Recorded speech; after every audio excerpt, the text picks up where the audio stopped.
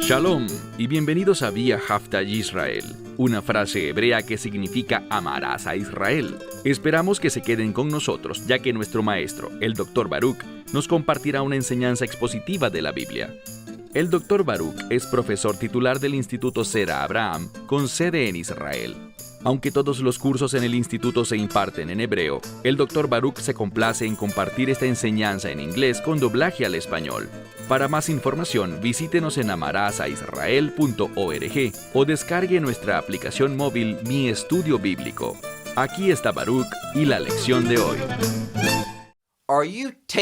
¿Estás tomando posesión de las cosas de Dios? ¿Estás tomando tu herencia? ¿Estás tomando los propósitos y los planes que tiene Dios para ti? ¿Experimentándolos?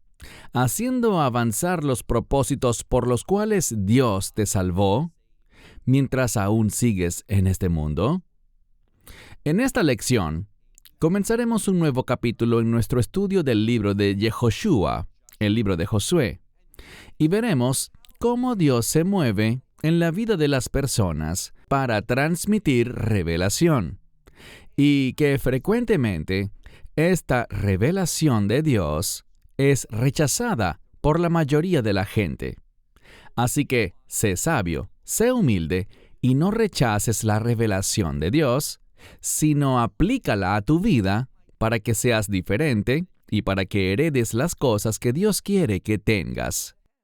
Él es un Dios bueno, un Dios generoso y de bendición, pero solo cuando respondes obedientemente en sumisión a su revelación, entonces y solo entonces vas a tomar posesión de estas cosas en las que Dios desea que participes.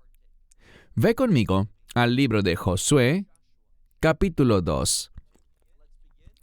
Comencemos en el verso 1. Y Yehoshua ben Nun, es decir, Josué, hijo de Nun, envió desde Ja-Sittim. Sittim usualmente se refiere a un tipo de madera, pero como aparece el artículo definido, estamos hablando de un lugar propio, un lugar específico, conocido como Sittim o acacias. Por tanto, él estaba en este lugar. Entendamos que este término Sittim, acacia, también tiene relación con la madera de la que estaba hecha el arca del pacto. Y algunos de los comentaristas, desde la perspectiva hasídica, no creen que esto sea por casualidad, y los aplaudo por darse cuenta de que nada es por casualidad, sino que todo esto es por la providencia de Dios, lo que se llama Hashgaha Pratit, la providencia de Dios sobre su pueblo. Si nos sometemos, si respondemos a su revelación, Dios orquestará nuestra vida, nos moverá a donde quiera que estemos, nos capacitará y proveerá lo que necesitemos para llevar a cabo sus propósitos. En otras palabras, Dios quiere estar activamente involucrado en todos y cada uno de los aspectos de nuestra existencia. Eso es lo que debemos captar de este texto. Sigamos leyendo el verso 1.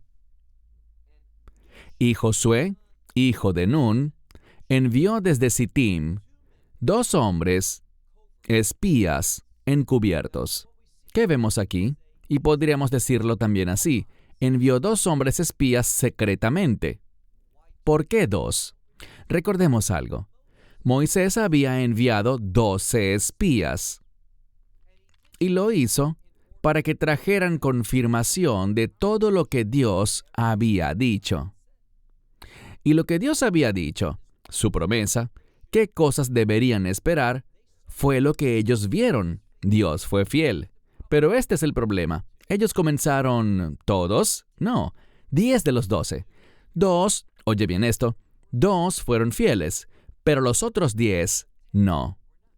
Así que Josué, que fue uno de los 2, él y Caleb, ¿qué hizo?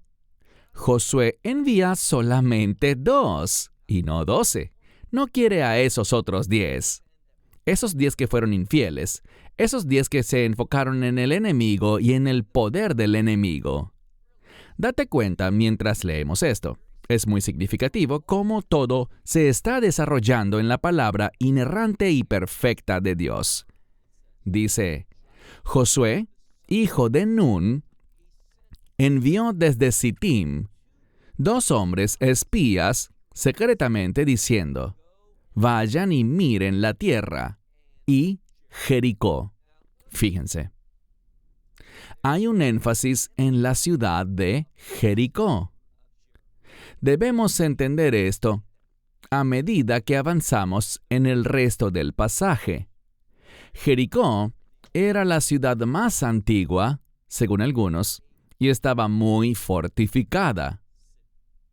Algunos han señalado que podría haber sido más sabio desde una perspectiva humana conquistar otros lugares primero y dejar Jericó de último.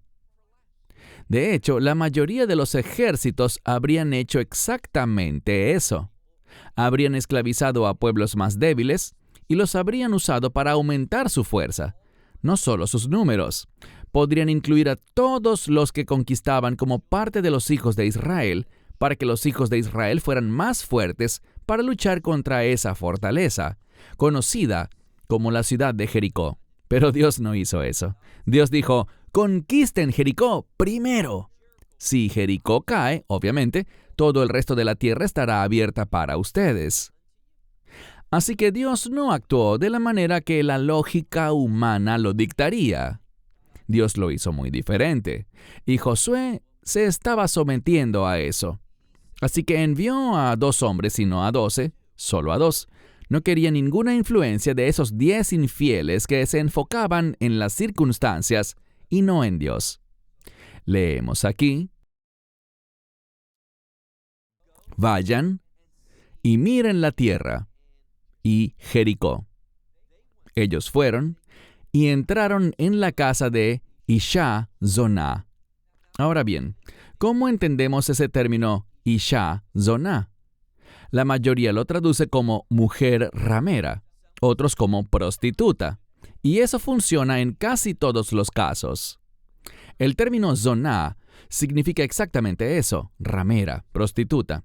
Pero hay otra posibilidad, porque esa palabra zoná, según algunos comentaristas, es posible que pueda entenderse también como zoná en conexión con mazón. Podríamos estar hablando de una raíz similar que tiene un significado diferente. Mazón es nutrir. Y quizás la razón por la que los hombres fueron allí es porque ella no era prostituta, sino que tenía una posada y su casa era un lugar de provisión, donde la gente iba a nutrirse, a alimentarse, y por ello fueron allí.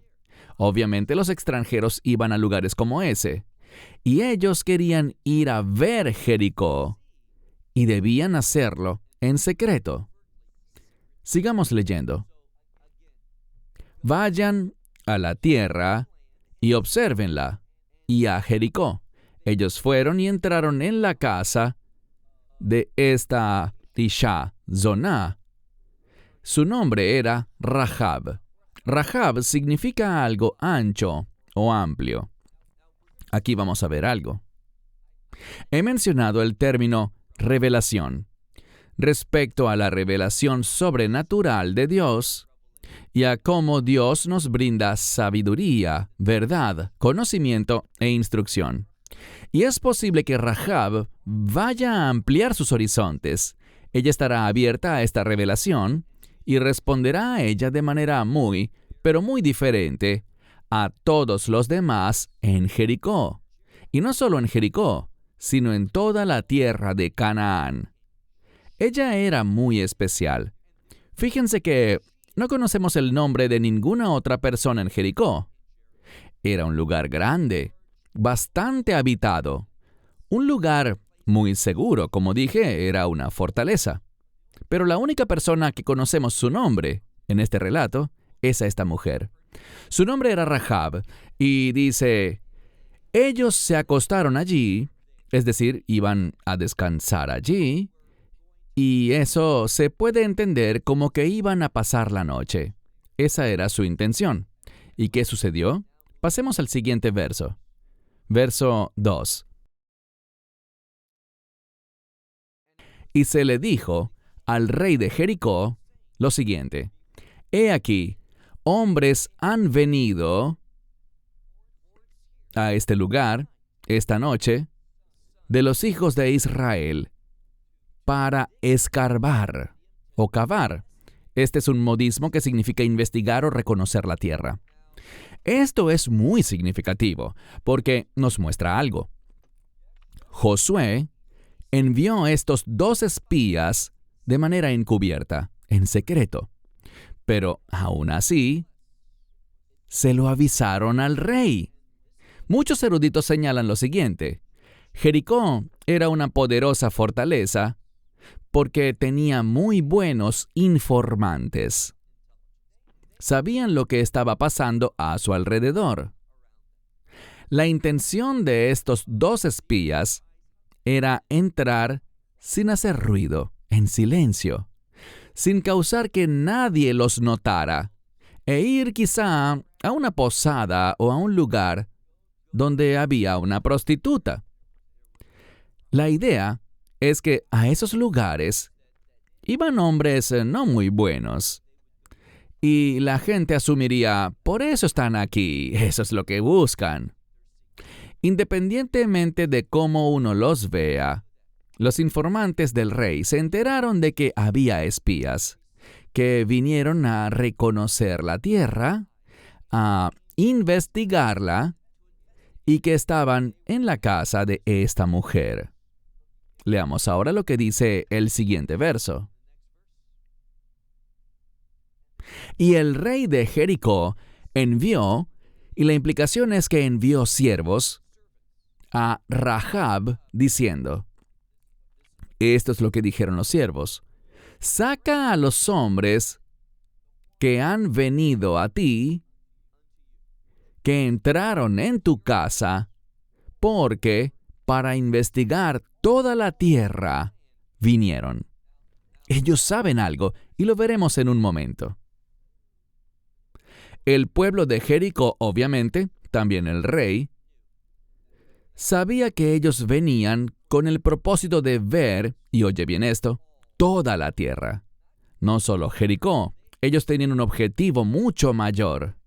Querían conquistar toda la tierra de Canaán, e incluso más allá de la tierra de Canaán.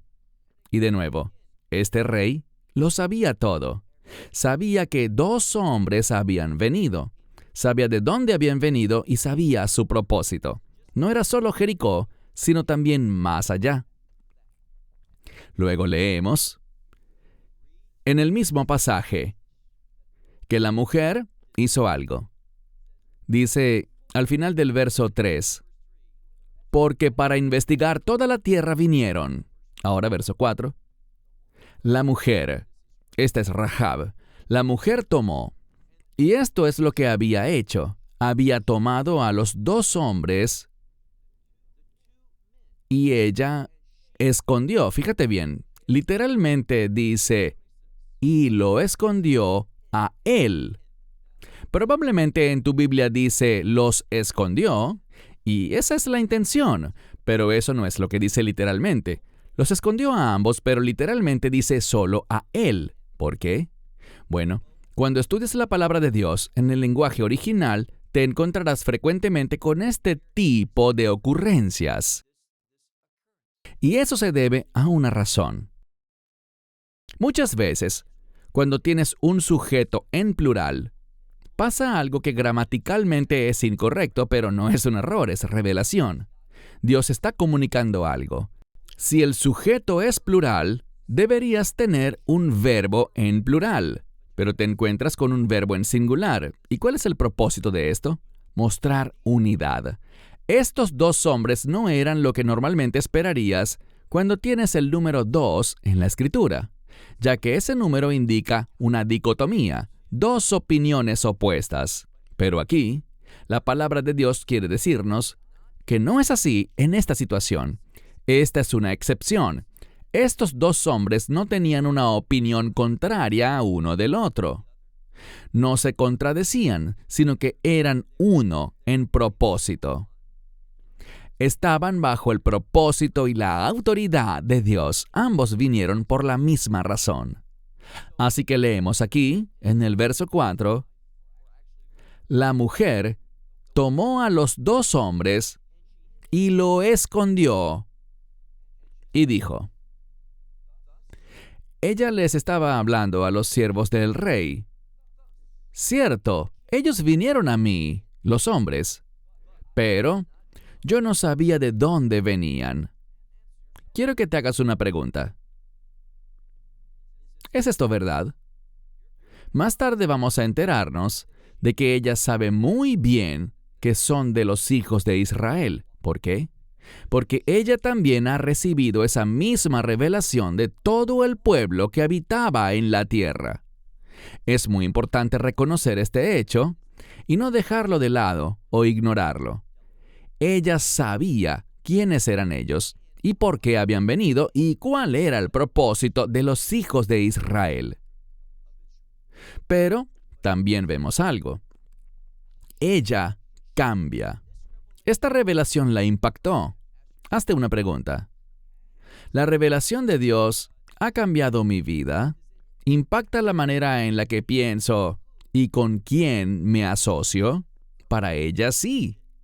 Esta revelación iba a traer un cambio muy significativo para ella. Y ese cambio iba a ser eterno. Eso es lo que la revelación de Dios, lo que su verdad puede hacer. Así que ella empezará a hacer algo. Y es sabio, es correcto que se haga esto.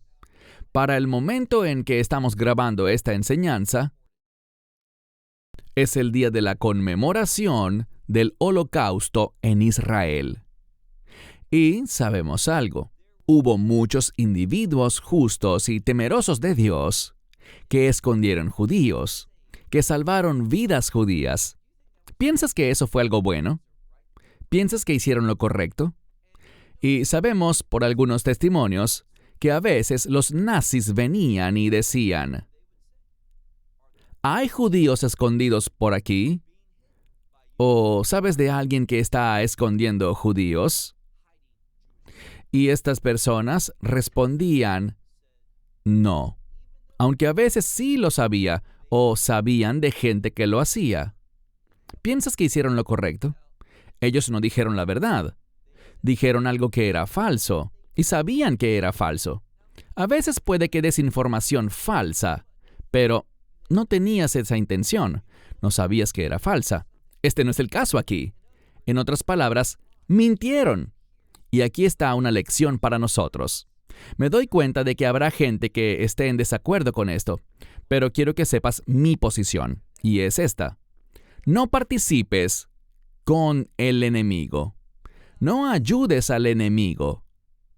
Y cuando el enemigo quiere información, si esa verdad es para hacer daño, la suposición es esta. Si digo lo que sé, usarán esa información para arrestar, matar, hacer algo malo a alguien. Escucha esto. No estás llamado a participar en eso. Puedes darle información falsa al enemigo. Oye bien esto. Para salvar una vida. El otro día oí hablar a un individuo. Teológicamente me opongo a mucho de lo que él dice. Y él mencionó un caso similar a este y dijo, deja que Dios lo resuelva. Es decir, en su opinión, siempre debes decir la verdad. Y si eso pone en peligro a alguien, y Dios no quiere que ese alguien esté en peligro, deja que él se involucre. En el judaísmo hay un principio, y creo que es un muy buen principio. No dependas de un milagro. No hagas algo en lo que la única manera de que esa persona se salve, o siga viva, o no pase por una catástrofe, es si Dios interviene milagrosamente.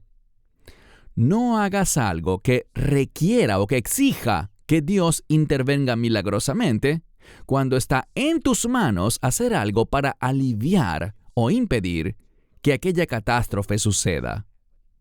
No estamos llamados a participar en los planes malvados y perversos del enemigo.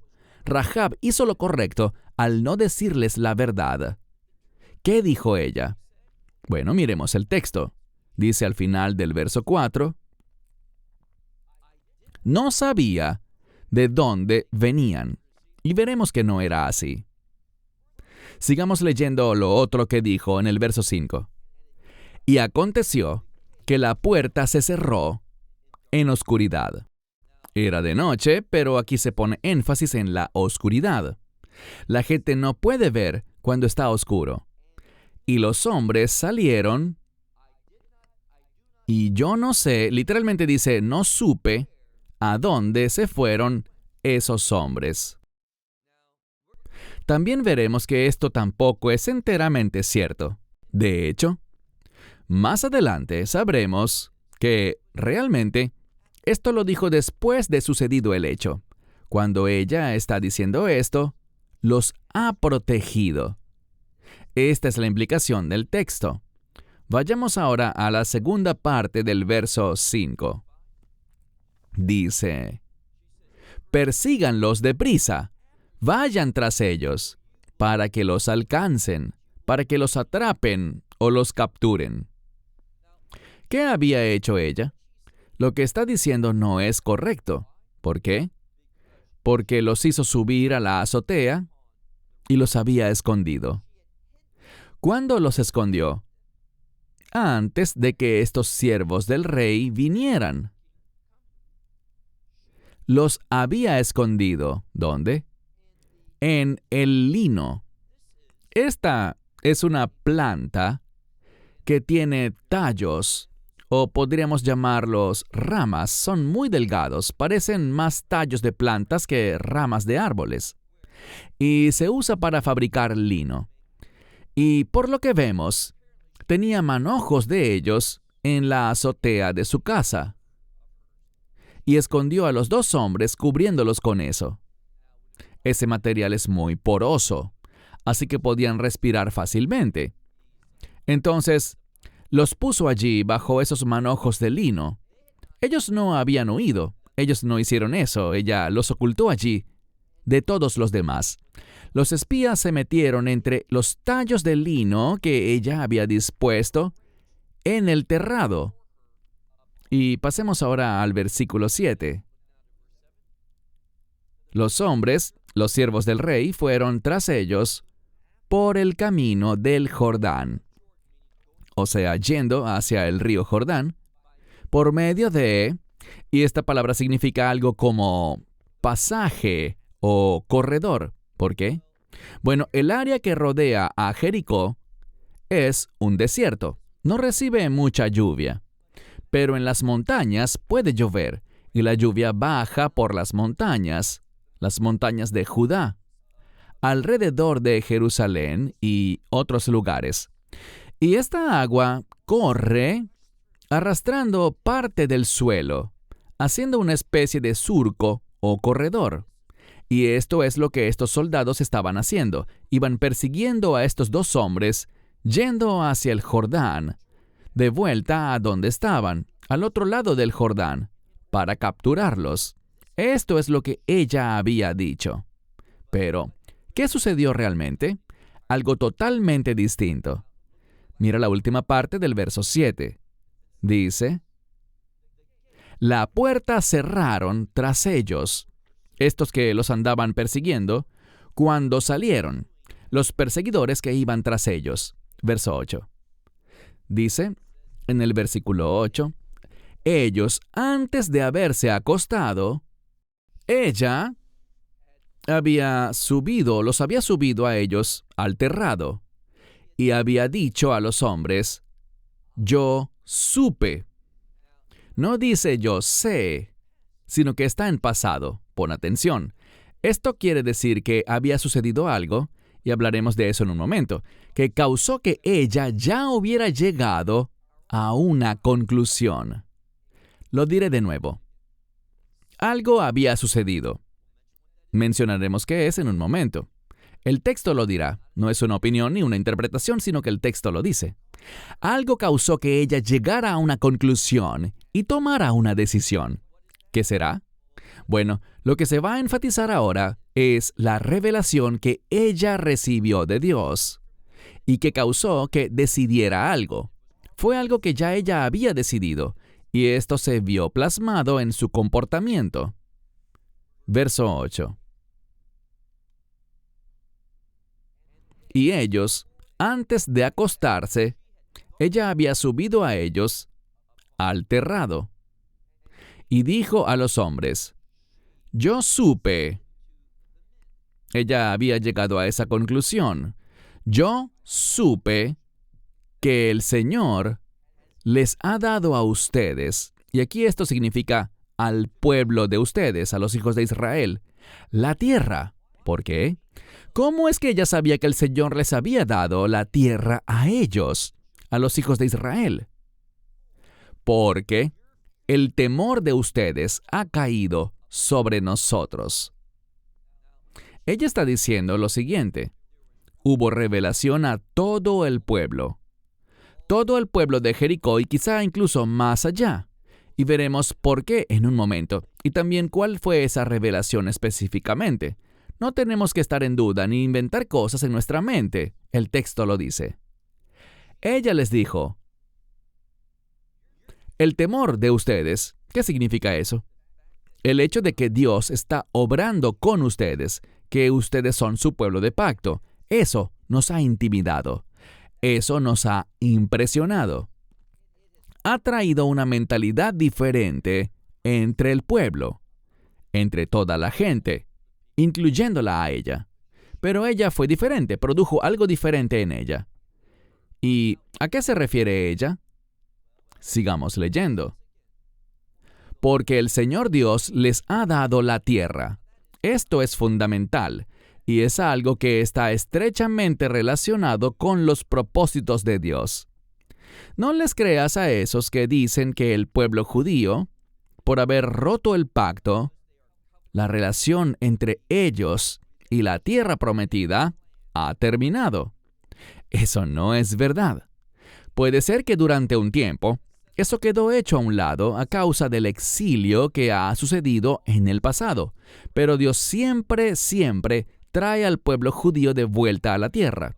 A pesar de los deseos del mundo, de los líderes del mundo y de los habitantes de la tierra, el pueblo siempre regresa. Incluso en nuestros días está pasando. Alabado sea Dios por eso. Y ella es lo bastante sabia para saber que no depende de ustedes, sino que depende de Dios. Dios les ha dado la tierra y ha sido atestiguado porque, dice, el temor de ustedes ha caído sobre nosotros, porque encontramos que todos los habitantes de la tierra, esto es importante, no solo Jericó, sino todos los habitantes de la tierra, esta es la tierra prometida, ¿qué ha sucedido? Se han debilitado, han desfallecido delante de ustedes. Es decir, no han tenido resolución para luchar.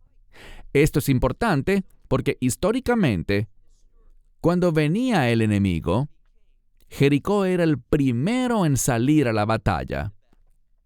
Tenían su red de información, sabían lo que estaba pasando, y cuando veían una amenaza, querían responder de inmediato, ir contra ese pueblo, no dejar que se acercaran ni tomara la tierra, ninguna porción de ella, querían derrotarlos de una vez.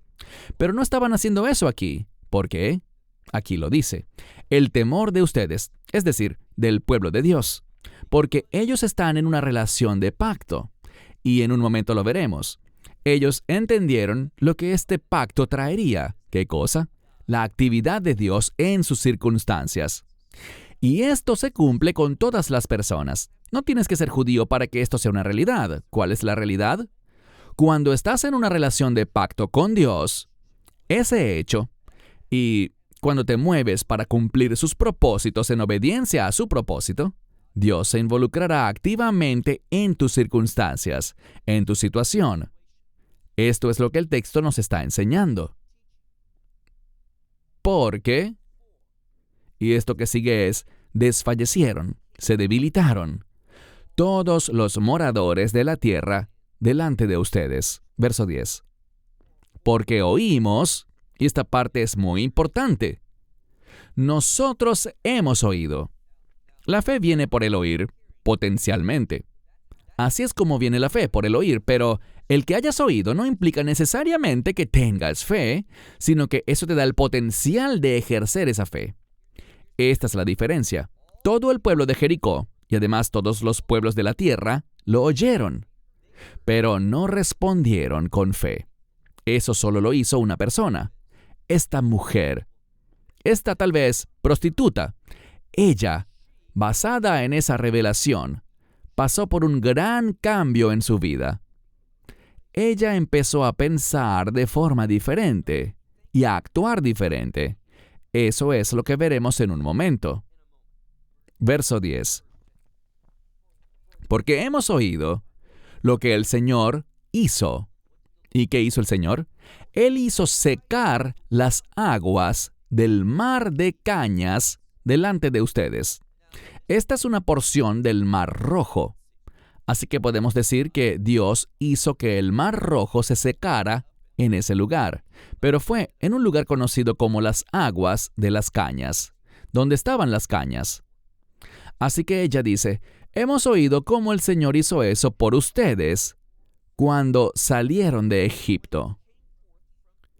Ellos oyeron acerca de la obra redentora de Dios y cómo Dios trajo a los hijos de Israel pasando a través de ese mar de cañas. Cómo había secado la tierra milagrosamente. Y luego dice, y lo que ustedes le han hecho a los 2 reyes de los amorreos que estaban al otro lado del Jordán. ¿Cuáles 2 reyes? Sejón y Og. Esos eran 2 reyes importantes que estaban al otro lado. Hemos oído lo que Dios hizo allá. Esas noticias llegaron hasta nosotros. ¿Y qué ha sucedido? Todo el pueblo, a causa de ese temor, no se movieron en fe.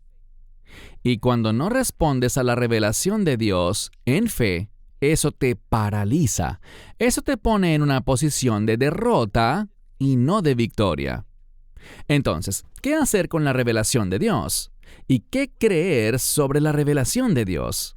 La revelación de Dios, y ahora me refiero específicamente a la revelación de Dios contenida en este libro. Siempre ella es verdadera, siempre es relevante, siempre es para el ahora. No miramos las Escrituras y pensamos, bueno, eso era verdad en aquel tiempo. No, eso es verdad siempre. ¿Y es verdad para quién? Para todo el mundo. Y cuando es pertinente, siempre lo es. Debemos entender eso. Esto es lo que ella está atestiguando, lo que ella ha decidido, la conclusión a la que ha llegado a causa de esa revelación que le fue dada. Sigamos. Lo que le han hecho a los 2 reyes de los amorreos que estaban al otro lado del Jordán, a Sejón, así se llama uno de ellos, y Og, que es el otro. Lo que ustedes, dice aquí, como ustedes los han destruido. La palabra destruir es muy importante. Podríamos usar la palabra hashmadah, destrucción. Pero esta es la palabra jerem en su forma verbal. Y la palabra jerem significa destruir, pero dedicando todo a Dios, sin tomar nada. Hubo tiempos en los que Israel salía a la batalla y al día siguiente de la victoria podían saquear, tomar botín de los derrotados. Pero en la conquista de la tierra prometida, ese no era el caso. Se les dijo que debían destruirlo todo, traer a Jerem todo. ¿A qué se debe eso? Otras naciones salían a la batalla y lo hacían porque podía ser muy provechoso. Si derrotas al enemigo, te quedas con sus pertenencias. Tomas sus esposas, sus hijos y sus posesiones. Obtienes un beneficio de tipo financiero y de otros tipos también. Así que las guerras se hacían con el propósito de volverse más fuertes, reunir más propiedades, acumular posesiones, poder y, a veces, esclavizar a otros para tus propósitos. Dios le estaba diciendo a todos los cananeos, a todo el pueblo, así no funcionamos nosotros. Así no funcionan mis hijos. Ellos hacen las cosas basadas en mis mandamientos y, para demostrarlo, ellos se comportarán muy diferente. No tomarán ningún botín, ningún despojo, ninguna riqueza del enemigo. Van a dedicarlo todo a mí. Este es un testimonio de que Dios, el Dios de Israel, es diferente. El Dios de Israel es soberano. El Dios de Israel provee victoria, pero el pueblo quiere victoria. ¿Y cuál es esa victoria? Obedecer a Dios. No beneficiarse financieramente o de alguna otra manera. Esto se enfatiza al final del verso 10. Pasemos ahora al verso 11. Y nosotros oímos. ¿Y cuál fue el resultado? Su corazón se derritió. Y de nuevo, no dice corazones, sino su corazón se derritió. ¿A quién se refiere? Al pueblo de Jericó, al pueblo de Canaán. Como uno solo, en unidad, todos experimentaron lo mismo. Por eso debemos prestar atención si algo está en plural o en singular. Hay revelación, hay verdad en el modo en el que fue escrito. Así que su corazón, es decir, el corazón de todo el pueblo, se derritió. Y luego dice, y no pudo levantarse ni una parte del espíritu en hombre alguno ante ustedes. Ningún hombre, ni uno, pudo reunir su espíritu, es decir, tener el poder para oponerse a ustedes. ¿Por qué? Porque el Señor vuestro Dios, Él es Dios de los cielos y de toda la tierra abajo. Así que Dios gobierna arriba en los cielos y abajo en la tierra. Esta es la conclusión a la que ella llegó y es una gran conclusión. Ahora bien, ella no solo lo sabía, eso en sí es maravilloso, pero ella permitió que esa verdad gobernara su vida, que la dirigiera en las decisiones que tomaría. Y, otra vez, debemos preguntarnos, ¿qué hay de mí? Podría decir, yo creo en esto, sé que es verdad, lo leo y acepto que es un hecho, pero ¿cambia esto mi vida? ¿Impacta mis decisiones? Para Rahab sí fue así. Es por eso que ella escondió a estos dos hombres. Esta es la razón por la que le mintió al enemigo, porque quería participar en lo que Dios estaba haciendo. Ahora mira el verso 12. Y ahora, júrenme por favor, es decir, hagan un juramento. Ella está diciendo, he demostrado mi compromiso con Dios. Lo he probado en mi modo de tratarlos a ustedes dos. Yo creo que el Dios de Israel, el Dios de ustedes, es el Señor arriba en los cielos y abajo en la tierra. Ella ha aceptado al Dios de Israel y ese hecho la ha transformado. Y fíjate lo que hizo.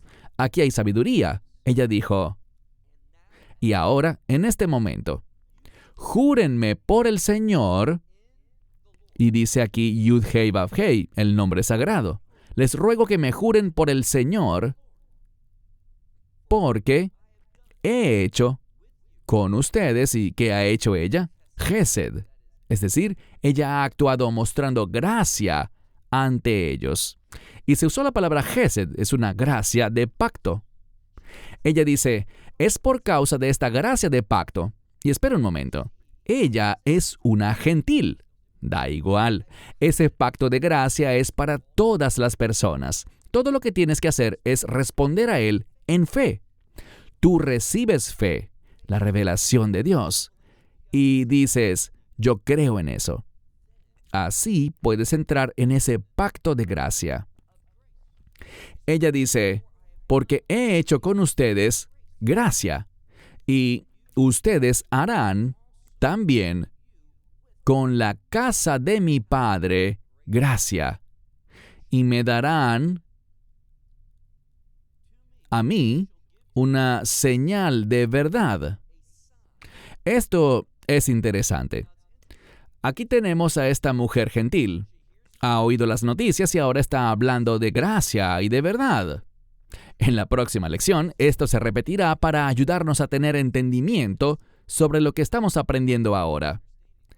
Pero ella quiere gracia y verdad. Ha dado gracia y quiere una respuesta. Una respuesta también de gracia dada por Dios a través del pueblo de Dios. Y ella quiere verdad. Muy importante. ¿Qué quiere ella? Bueno, dice aquí: denme una señal respecto al futuro de la casa de mi padre. Verso 13, el último verso por hoy. Y ustedes, en muchas Biblias dice, perdonaréis. No es la palabra perdonar, es la palabra dar vida. Ahora estamos viendo gracia y verdad, y lo que dice después es, ustedes den vida, es decir, sostengan o mantengan la vida. Este es el resultado de tener gracia y verdad. Eso nos da vida. Esto es lo que se enseña al lector. Ella les dice eso a ellos, como representantes del pueblo de Dios. Ustedes son su pueblo de pacto. Ustedes den vida a mi padre y a mi madre, y a mis hermanos y a mis hermanas, y a todo lo que es de ellos. Y ustedes salvarán nuestras almas de la muerte. ¿Puede haber algo más conectado al Evangelio que esto? A través de la gracia y la verdad de Dios, ella quiere que le den vida. Eso es lo que está diciendo, que ustedes den vida a la casa de mi padre y que todo lo relacionado con ella tenga vida. Eso es lo que está pidiendo. ¿Para qué? Para que ustedes salven, libren nuestras almas. ¿De qué? Nuestras almas de la muerte. Esto es lo que la fe produce. Y esta mujer tuvo una fe muy grande. Y veremos cómo estos dos hombres respondieron a su petición. Son representantes del pueblo de Dios, que son representantes de Dios.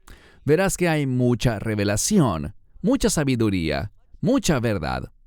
Y en la segunda parte de este capítulo nos será revelada para que aprendamos la verdad acerca de la gracia de Dios y aprendamos que Dios funciona siempre según su verdad. Y cuando respondemos verdaderamente a la gracia de Dios, veremos obrar a Dios para sostener la vida. Y Él lo hará eternamente. Esta mujer, como quizá ya sepas, consiguió entrar en la genealogía del Mesías. Eso es muy significativo. Esta mujer puede que haya sido una ramera, pero al encontrarse con el temor de los hijos de Israel que ella experimentó, su vida fue transformada para siempre. Tanto así que Yeshua mismo la trajo, la usó a ella como parte de su misma genealogía.